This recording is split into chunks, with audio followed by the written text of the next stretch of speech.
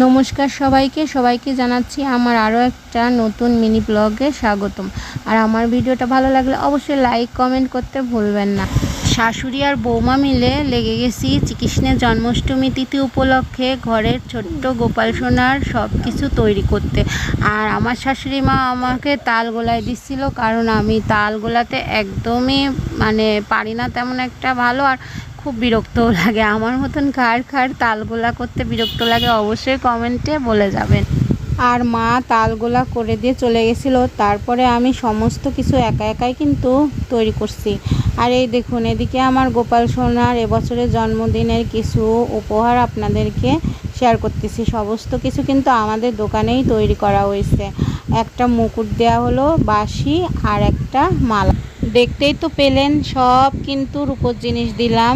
সোনার জিনিস দেওয়ার খুব ইচ্ছা আছে, একজোড়া কানের দুল দেব, সেই জন্য আর রূপার কানের দুল আমি বানাই নাই। কবে যে দেবো জানি না, যেদিনকে আমার গোপু সোনা নেবে অবশ্যই তার কৃপা থাকলে আমি দিতে পারবো, না কি বলেন?